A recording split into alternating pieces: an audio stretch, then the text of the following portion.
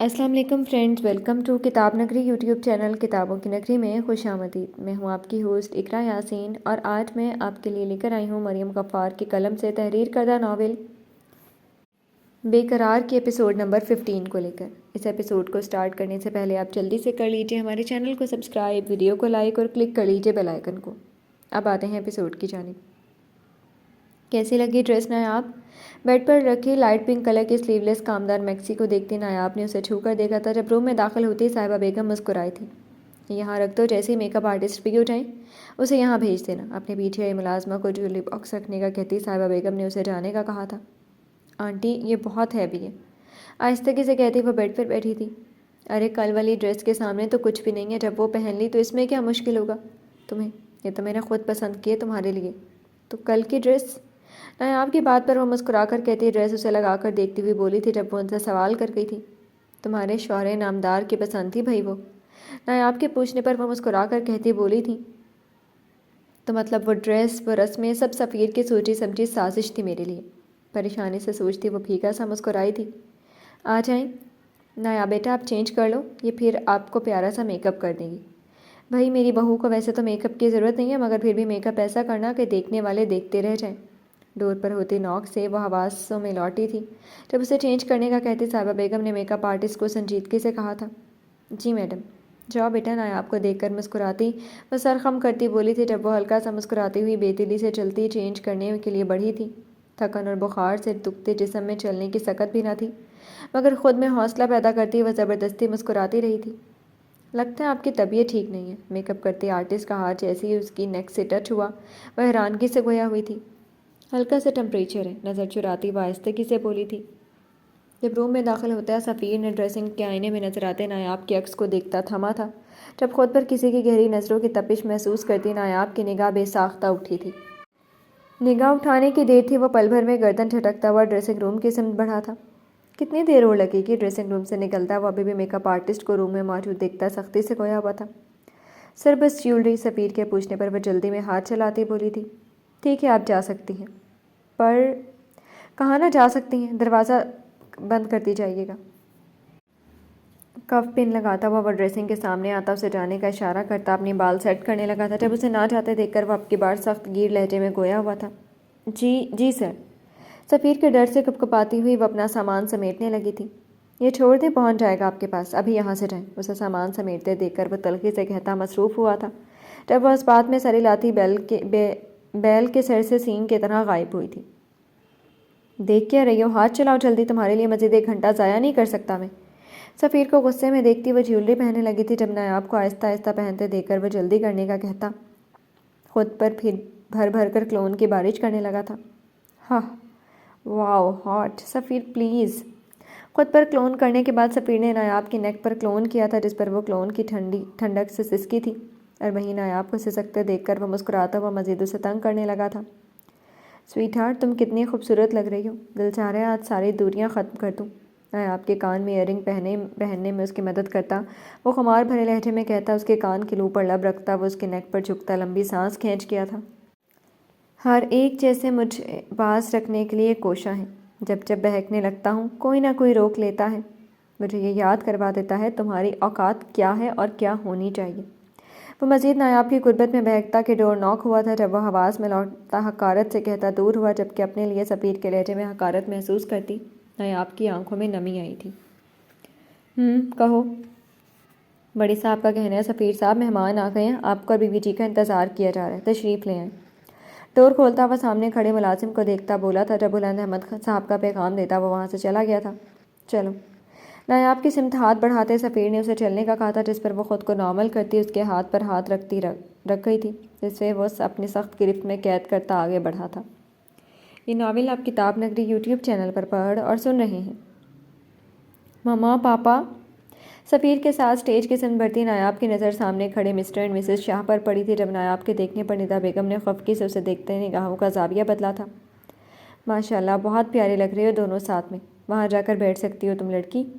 ہر ایک کی ستائش بھری نظریں دیکھتی صاحبہ بیگم نے آگے بڑھتے فریش نوٹوں کی گڈیاں ان دونوں کے سر سے بھارتے ملازم کو دی تھی، اور وہیں ایک اور نظر ان دونوں کی جانب اٹھی تھی لیزا کی جو سفیر کے صبح کے رویے کے بارے میں سوچتی تلخی سے مسکراتی ہوئی ان کی سمت بڑھی تھی۔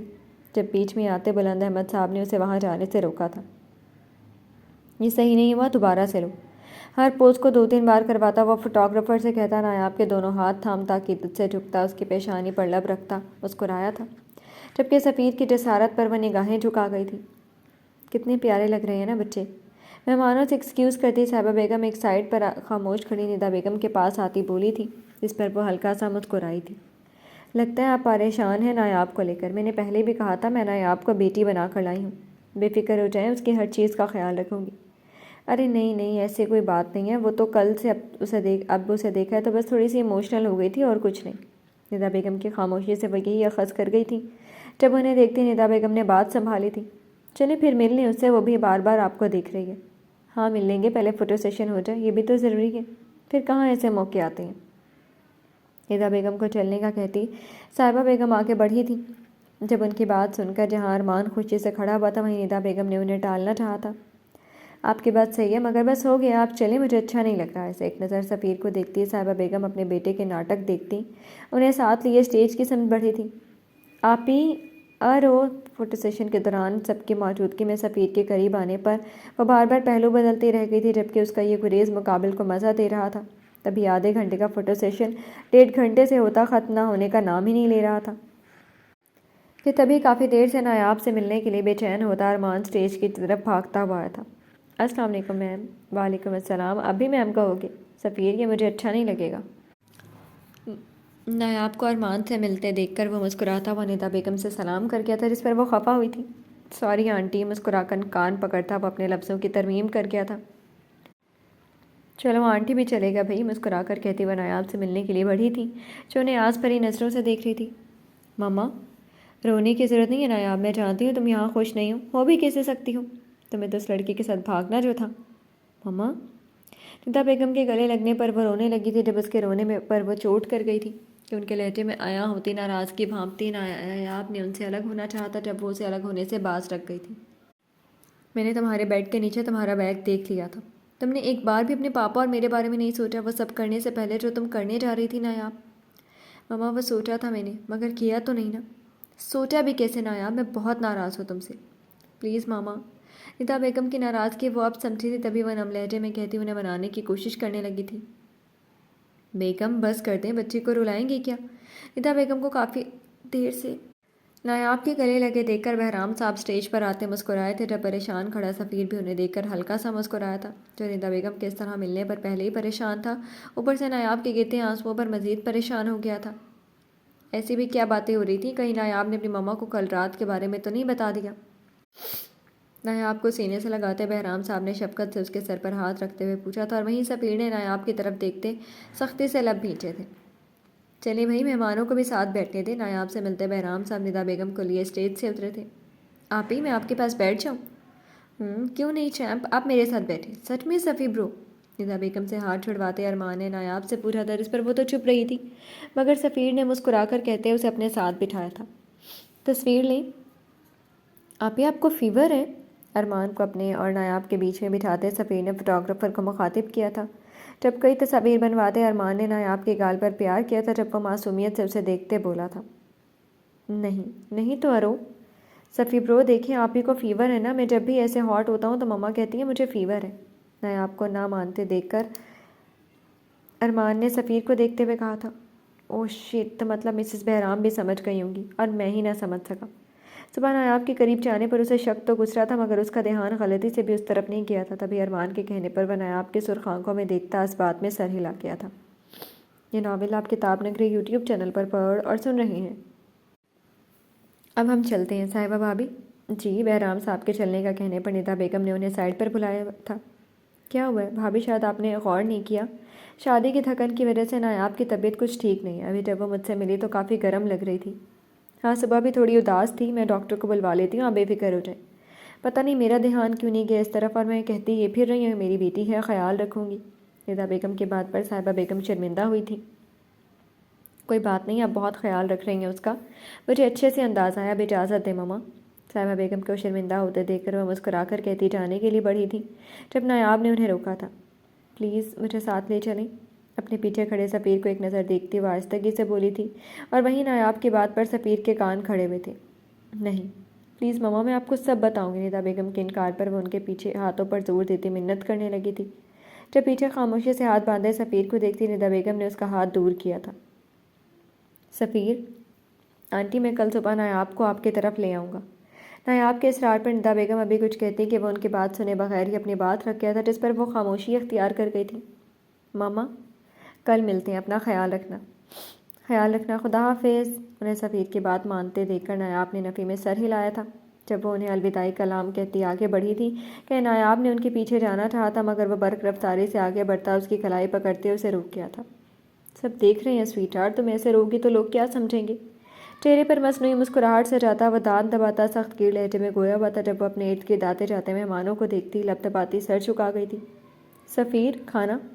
بہرام صاحب ان کی فیملی کے جاتے ہی صاحبہ بیگم نے سفیر کے پاس آتے پوچھا تھا، جب وہ بغیر ان کی سنے نایاب کو اپنے ساتھ کھینچتا چلا گیا تھا۔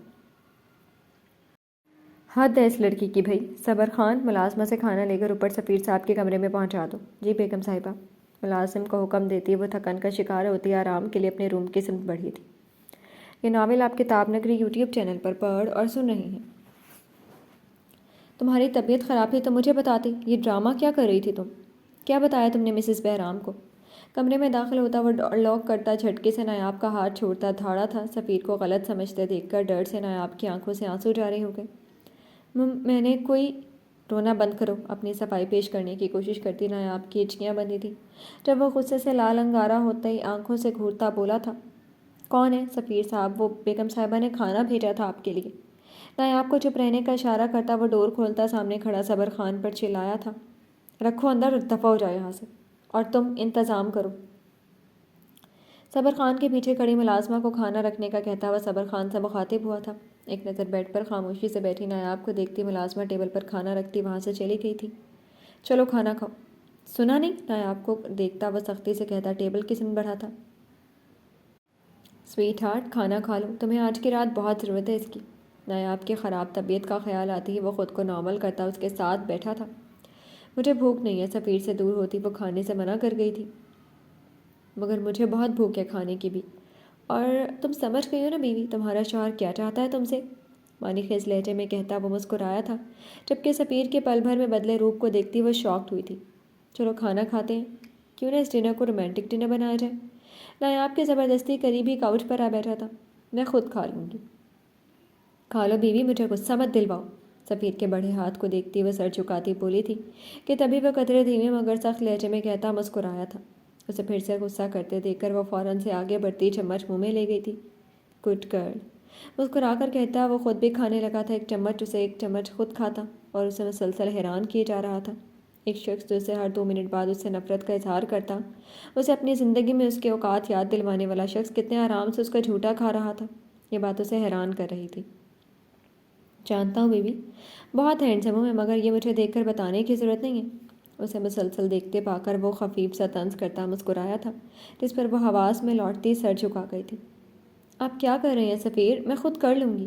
کھانے سے فارغ ہوتی وہ خود کو اس ہیوی جیولری سے آزاد کرنے کا سوچتی ڈریسنگ ٹیبل کے سامنے بیٹھی تھی، جب اچانک سے سفیر کو پیچھے آنے اور جیولری اتارنے پر وہ گھبرائی تھی۔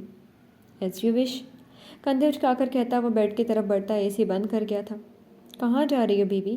بیڈ کراؤن سے ٹیک لگائے مسلسل اسے دیکھتا وہ اسے پزل کر گیا تھا۔ تبھی وہ جلدی سے چینج کرنے کے لیے ڈریسنگ روم کی طرف بڑھی تھی، مگر وہ اسے روک گیا تھا۔ یہاں میرے پاس۔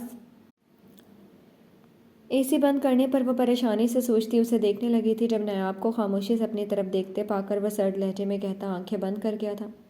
سفیر، آہستگی سے قدم اٹھاتی وہ بیڈ کے دوسری سائڈ پر لیٹ گئی تھی، جب وہ جھٹکے سے اسے کھینچتا اپنے قریب کر گیا تھا۔ میں نے تمہیں اپنے پاس بلایا تھا سویٹ ہارٹ، نایاب کی گرد بازوؤں کا مضبوط حصار باندھتا اس کے کان کی لو چومتا بولا تھا، جب وہ سفید کے سرد ہونٹ اپنے کان کی لو پر محسوس کرتی کپ کپائی تھی۔ کل تو تمہاری سردی کا علاج نہیں کر سکا تھا میں، مگر آج کروں گا، گمبھیر لہجے میں کہتا وہ اس کی گردن میں منہ چھپا گیا تھا کہ اسے روکنے کی کوشش کرتی اور سختی سے آنکھیں بند کر گئی تھی۔ ہائے کتنا سکون ہے تیری باہوں کی غربت میں، بس ایسے تیری باہیں تھامے زندگی گزار دوں۔ یہ مت سمجھنا کہ مجھے تمہاری ضرورت ہے، کیونکہ تمہیں اس وقت میری غربت کی میری ضرورت ہے سویٹ ہارٹ۔ نایاب کے چہرے پر بکھرے بال سائڈ پہ کرتا وہ اسپاٹ لہجے میں کہتا آہستگی سے اپنے لب چھوتا اسے اپنے حصار میں قید کر گیا تھا۔ جبکہ سفیر کے ہر الفاظ اور عمل پر وہ تکلیف سے آنکھیں سختی سے بند کر کے کھولتی اسے خود سے دور کرنے کی کوشش کرنے لگی تھی۔ مجھے آپ کی ضرورت نہیں ہے، دور رہیں مجھ سے۔ سفیر کی مضبوط گرفت سے نکلنے کی ناکام کوشش کرتی وہ اس کے سینے پر اپنے نازک ہاتھوں کے مکے مارتی نم لہجے میں چلائی تھی، جس پر وہ تنفر سے مسکراتا اسے دیکھتا سیدھا ہوا تھا۔ سچ میں ایسا ہی ہے نا؟ ہاں، نہیں ہے مجھے آپ کی ضرورت، دور رہیں مجھ سے۔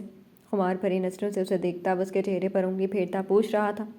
جب وہ سرخ آنکھوں سے اسے دیکھتی غصے سے کہتی لب دبا گئی تھی، اف، کچھ نہیں کر رہا، مجھے لگا تھا تم بہک رہی ہو۔ نایاب کی قربت میں بہکتا وہ اپنے دل کا چور اس پر ڈالتا، آنکھ دباتا مسکرا کر کہتا، بے خود سا اس پر جھکا تھا جب وہ اپنی پوری قوت سے اسے دور دھکیل گیا تھا۔ تمہارا جسم سکون چاہتا ہے اور یہ رات تھکن اتارنے آئی ہے، ماسک کیوں اتار رہی ہو؟ کہاں جا رہی ہو؟ اسے بیڈ سے اترتے دیکھ کر وہ جھٹکے سے اس کی کلائی پکڑتا اسے واپس اپنی طرف گھسیٹ گیا تھا۔ سفیر، چھوڑیں مجھے۔ سفیر کی گرفت سے خود کو آزاد نہ کر پاتی وہ منت بھرے لہجے میں بولی تھی، تمہیں کیا لگتا ہے میں مرا جا رہا ہوں تمہارے پاس آنے کے لیے؟ مجھے تم میں کوئی دلچسپی نہیں ہے، یہ تو تم میرا احسان سمجھو کہ تمہاری طبیعت کی وجہ سے تمہیں اپنے قریب کر رہا ہوں۔ اس کا سر سینے پر رکھتا ہوا نایاب کے گرم وجود سے خود کو جلتا محسوس کرتا گھمبیر لہجے میں گویا ہوا تھا، جس پر وہ سختی سے آنکھیں بند کر گئی تھی۔ رونا بند کرو اور سو جاؤ سویٹ ہارٹ۔ نایاب کے گرتے آنسوؤں سے اپنی شرٹ بھیگتے دیکھ کر وہ دانت پیستے ہوئے بولا تھا اور خود بھی سونے کی کوشش کرنے لگا تھا۔ محرم رشتے کا اثر تھا یا محبت کا کہ سفیر پر بھی نیند جلد مہربان ہوئی تھی۔ جی تو فرینڈز، کیسی لگی آپ کو آج کے ایپیسوڈ؟ کمنٹ سیکشن میں ضرور بتائیے گا۔ پھر حاضر ہوں گے ناول کے نیکسٹ ایپیسوڈ کے ساتھ، تب تک کے لیے اجازت دیجیے۔ شکریہ، اللہ حافظ۔